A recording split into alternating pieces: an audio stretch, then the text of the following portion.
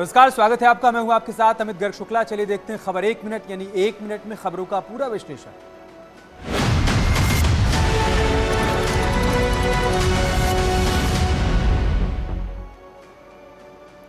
वाराणसी की ज्ञानवापी सर्वे केस से court commissioner Ajay Mishra को हटा दिया गया।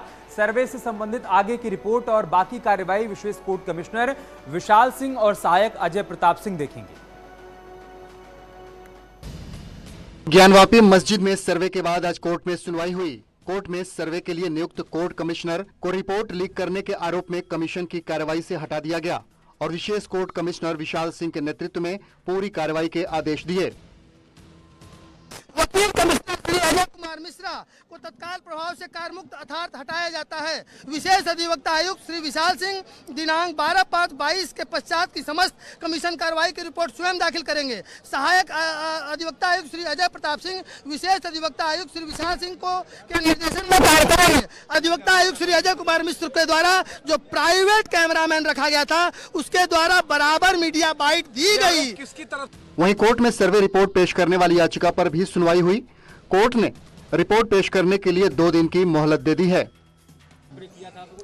2 दिन का समय हमने मांगा था। 2 दिन के समय माननीय न्यायालय ने दे दिया कि 2 दिन के समय में आप लोग रिपोर्ट दाखिल कर दें।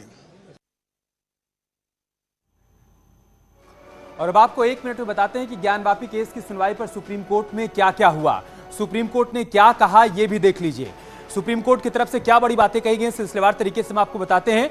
सुप्रीम कोर्ट ने सुनवाई करते हुए कहा कि नमाज पढ़ने से ना रोका जाए, ये पहला पॉइंट था। दूसरा पॉइंट जो आज सामने आया सुप्रीम कोर्ट में सुनवाई के दौरान, वो हम आपको बताते हैं कि सुप्रीम कोर्ट ने कहा है कि शिवलिंग वाली जगह को सुरक्षित किया जाए। जो मांग की गई थी उस मांग को माना गया सुप्रीम कोर्ट की तरफ से। शिवलिंग है तो संरक्षित किया जाए, यह भी आदेश दिया सुप्रीम कोर्ट ने। वाराणसी जिला प्रशासन को सुप्रीम कोर्ट का निर्देश है ये कि उस जगह को संरक्षित किया जाए। वाराणसी जिला प्रशासन को यह निर्देश दिया गया सुप्रीम कोर्ट की तरफ से कि जहां शिवलिंग मिलने की बात कही जा रही है उसको संरक्षित किया जाए। वजू के बिना नमाज नहीं होगी, मुस्लिम पक्ष की तरफ से तर्क दिया गया सुप्रीम कोर्ट में सुनवाई के दौरान। शिवलिंग को नुकसान की आशंका है, यह कहा गया तुषार मेहता की तरफ से। नमाज की जगह अलग है, यह तुषार मेहता की तरफ से तर्क दिया गया। इसके अलावा वजू खाना हाथ पैर धोने की जगह है। तुषार मेहता ने यह भी कहा कि वो नमाज का हिस्सा नहीं है। शिवलिंग पर पैर लगने से बिगड़ सकती है कानून व्यवस्था, यह भी तर्क दिया गया सॉलिसिटर जनरल तुषार मेहता की तरफ से सुप्रीम कोर्ट में।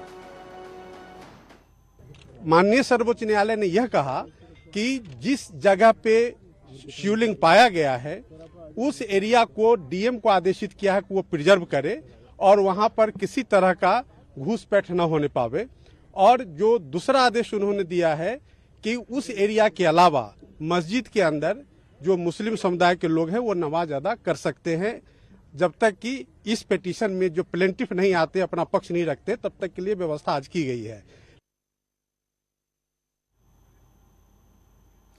आज योगी कैबिनेट की बैठक हुई जिसमें 6 प्रस्ताव पास हुए और साथ ही 23 मई से चलने वाले विधानसभा सत्र की रणनीति पर मंथन भी हुआ।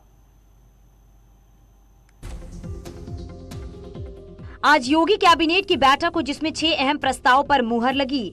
साथ ही विधानसभा के 23 मई से शुरू होने वाले बजट सत्र पर मंथन हुआ।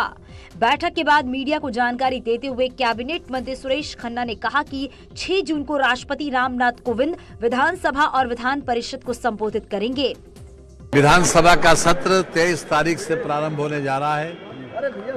महामहिम जी के राज्यपाल जी के अभिभाषण से लेकर और बजट चर्चा तक। वहीं कैबिनेट बैठक में औद्योगिक विकास से जुड़े 2 प्रस्ताव पास हुए। Gorakhpur link expressway, Bundelkhand expressway, माध्यमिक शिक्षा से जुड़ा भी एक प्रस्ताव और चिकित्सा शिक्षा से जुड़ा एक प्रस्ताव भी पास हुआ है। आज तो सब औपचारिक प्रस्ताव थे, कोई ऐसा विशेष वो नहीं था।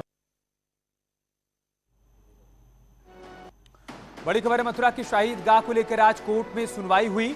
याचिका में ईदगाह में आने जाने पर रोक लगाने की मांग की गई है। अगली सुनवाई 1 जुलाई को होगी। काशी में ज्ञान वापी की तर्ज पर मथुरा में शाही ईदगाह को सुरक्षा घेरे में रखने की मांग की गई है। इसको लेकर मथुरा कोर्ट में याचिका पर सुनवाई हुई। इसमें शाही ईदगाह पर सुरक्षा बढ़ाने, लोगों के आने जाने पर रोक लगाने और सुरक्षा अधिकारी नियुक्त करने की मांग को लेकर सुनवाई हुई। आपको बता दें, याचिका में श्री कृष्ण जन्मभूमि के अवशेष से छेड़छाड़ की आशंका जताते हुए शाही ईदगाह सील करने की मांग की गई है। याचिका में कहा गया है कि श्री कृष्ण जन्मभूमि के जो अवशेष हैं, अगर उनसे छेड़छाड़ हो गई तो फिर केस का कोई आधार नहीं रह जाएगा। याचिका में दावा किया गया है कि ईदगाह में मौजूद पुराने अवशेषों को नष्ट करने की कोशिश की जा रही है। अब 1 जुलाई को मामले में अगली सुनवाई होगी। मथुरा के शाहपुर में बांके बिहारी की गर्भगृह पर मजार बनने का दावा किया गया है। साधु संतों के अल्टीमेटम के बाद आज इस विवादित स्थल पर संतों ने निरीक्षण किया और कब्रिस्तान हटाने की मांग की।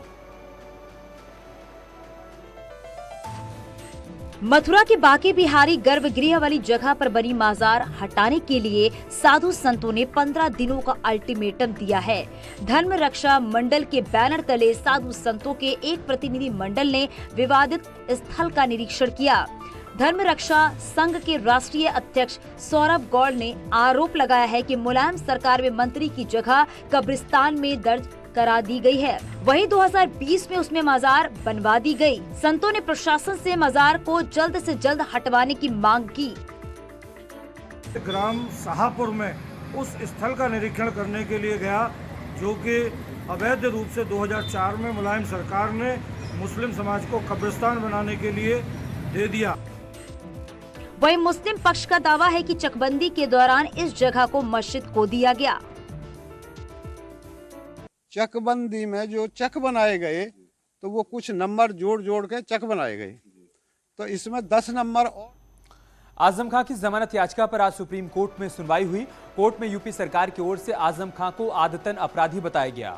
जमानत पर कोर्ट ने फैसला सुरक्षित रख लिया। सीतापुर जेल में बंद आजम खान की जमानत याचिका पर सुप्रीम कोर्ट ने फैसला सुरक्षित रख लिया है। कोर्ट में बहस के दौरान यूपी सरकार के वकील ने दलील दी कि आजम खान आदतन अपराधी है। आजम की जमानत पर फैसला कोर्ट के हाथ में है, लेकिन इस बीच सियासत भी शुरू हो गई है। दलितों के, पिछड़ों के, गरीब मुसलमानों की जमीनों पर कब्जा किया था उन्होंने। सरकारी और गैर सरकारी जमीनों पर कब्जा किया था। अनाथालय, यतीम खाने और लाइब्रेरी तक को नहीं छोड़ा था। वहीं समाजवादी पार्टी ने बीजेपी पर तंज कसते हुए कहा कि जो बीजेपी का विरोध करेगा वो अपराधी बनाया जाएगा। जो भाजपा सरकार की जन विरोधी नीतियों का विरोध करता है, भाजपा की सरकार की नजर में वो आदतन अपराधी है। वहीं कांग्रेस ने भी आजम के बहाने बीजेपी को आड़े हाथों लिया। जब से भारतीय जनता पार्टी की सरकार आई है, तब से बदलाव की नहीं बदले की राजनीति हो रही है। प्रत्यक्ष रूप से दिखाई दे रहा है कि आजम खान साहब जैसे चुने हुए जनप्रतिनिधि को किस तरीके से प्रताड़ित किया जा रहा है। आगरा में ड्रग विभाग सवालों के घेरे में आ गया है। दवा कारोबारी पर विभाग की कार्रवाई को कोर्ट गलत मान रहा है। फिलहाल दवा कारोबारी राहत की सांस ले रहे हैं। महोबा में कारोबारी से पैसे मांगने का मामला अभी ठंडा भी नहीं हुआ था कि आगरा में ड्रग विभाग के अधिकारियों पर गंभीर आरोप लगे हैं। आरोप के मुताबिक यहां 50 लाख रुपए नहीं देने पर दवा कारोबारी पर गलत तरीके से कार्रवाई की गई। पूरा मामला जुलाई 2021 का है। लापरवाही नहीं, घोर लापरवाही की। कहीं भी हमारा एक भी कोई चीज किसी भी पॉइंट पे वो विभाग हमें ड्रग जो विशेष सचिव अपीलीय अधिकारी है वो हमें कहीं गलत साबित नहीं कर रहे कागजों में कि कहीं हमने कोई गलती करी। दरअसल माधव ड्रग हाउस के मालिक ने ड्रग विभाग के अफसरों पर गंभीर आरोप लगाए हैं। उन्होंने सरकार से ड्रग विभाग के अफसरों की संपत्ति की जांच कराने की मांग भी की है। जो घटनाक्रम घटित हुआ उसके अगेंस्ट में मैंने कोर्ट में प्रार्थना पत्र फाइल किया इनकी ओर से, और कोर्ट ने हमारे जो एलिगेशंस थे उनको सही पाया और हमें सही माना, जिसके कारण जो ड्रग औषधि विभाग के जो इंस्पेक्टर थे उन्होंने माफ़ी भी मांगी कोर्ट में, लिखित माफ़ी मांगी कि हमसे ये गलती हो गई। हाथरस में पुलिस कस्टडी में एक शख्स की मौत का आरोप लगा है। हालांकि पुलिस का कहना है कि इलाज के दौरान उसकी मौत हुई है।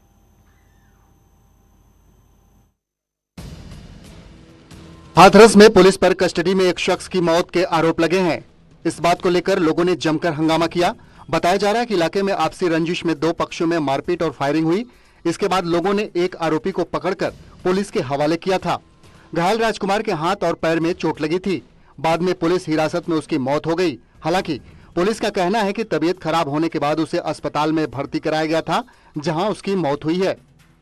उसने बताया कि ठीक नहीं लग रहा है, तो उसे एक सब इंस्पेक्टर और 2 कांस्टेबल के द्वारा जिला अस्पताल उपचार के लिए ले जाया गया और वहां बताया गया कि इंजेक्शन भी लगा है और उससे उपचार किया गया। उसके पश्चात उसे पुनः थाने ले आया गया, लेकिन 6:30 बजे पुनः उनकी तबीयत बिगड़ी और उसे जिला अस्पताल ले जाया गया और दौरान उपचार इसकी मृत्यु हो गई। इस मामले में लापरवाही बरतने के आरोपी पुलिसकर्मियों पर कार्रवाई की गई है। योगी सरकार में अवैध निर्माण पर बुलडोजर की कार्रवाई लगातार जारी है। आज रायबरेली में नालों पर हुए अतिक्रमण को प्रशासन ने ध्वस्त करवा दिया। रायबरेली में नालों पर अतिक्रमण करने वालों के खिलाफ नगरपालिका का बुलडोजर चला। घर के बाहर नाली नालों पर पक्के निर्माण को बुलडोजर ने तोड़ दिया। फिलहाल पूरे शहर में अतिक्रमण अभियान चलाया जा रहा है। आज हम लोगों ने जवाहर विहार कॉलोनी में जिन लोगों ने भी नालियों के ऊपर पक्का निर्माण कर अतिक्रमण कर रखा था, उस अतिक्रमण को हटाते हुए नाला और नाली की सफाई की कार्रवाई करवाई है और ये कार्यक्रम पूरे शहर में चल रहा है। माननीय मुख्यमंत्री जी और माननीय मंत्री नगर विकास जी के आदेश के क्रम में शहर में जहाँ पर भी नालियों के ऊपर अतिक्रमण है, अवैध अतिक्रमण है, उसको हटवा करके हम लोग नालियों की सफाई करवा रहे हैं। नगर निगम ने सभी लोगों को सूचना दी थी कि जिन लोगों ने तय समय सीमा के अंदर नाली पर बने निर्माण को नहीं हटाया, उन्हें सरकारी बुलडोजर से तोड़ा जाएगा, जिसका खर्च भी अतिक्रमणकारी को ही देना पड़ेगा। गर्मी का सितम यूपी के करीब करीब सभी शहरों में जारी है। इस मौसम में बच्चों के लिए खास एहतियात बरतने की जरूरत है, क्योंकि करीब करीब हर शहर के अस्पतालों में बच्चों के भर्ती होने की संख्या में इजाफा हो रहा है। उत्तर भारत में गर्मी का कहर लगातार जारी है। बढ़ती गर्मी से बच्चे सबसे ज्यादा परेशान हैं। अस्पतालों में भारी भीड़ देखने को मिल रही है। कानपुर के हैलेट अस्पताल के बाल रोग विभाग में एक बेड पर 2 बच्चों का इलाज किया जा रहा है। डॉक्टर दिन रात काम कर रहे हैं। सबसे ज्यादा बच्चे डायरिया का शिकार हो रहे हैं। एक्चुअली इस समय में क्या हो रहा है कि बाहर जो है, चूंकि गर्मी बहुत ज्यादा है, तो गंदा पानी और बतासे और कटे फल, गन्ने का रस और तरह तरह के फलों का रस जो खुले ठेलों पे बिक रहे हैं, ये सब पी के बच्चे बहुत ज़्यादा वॉमिटिंग और डायरिया करके आ रहे हैं। तो इससे काफ़ी ज़्यादा इम्पैक्ट पड़ रहा है एडमिशन का और काफ़ी डिहाइड्रेटेड आ रहे हैं बच्चे। गर्मी का आलम ये है कि अस्पतालों में करीब 15% बच्चे सिर्फ उल्टी और दस्त के आ रहे हैं। यहाँ रुक रहे एक छोटे से ब्रेक के लिए, जल्द लौटेंगे कुछ और खबरों के साथ।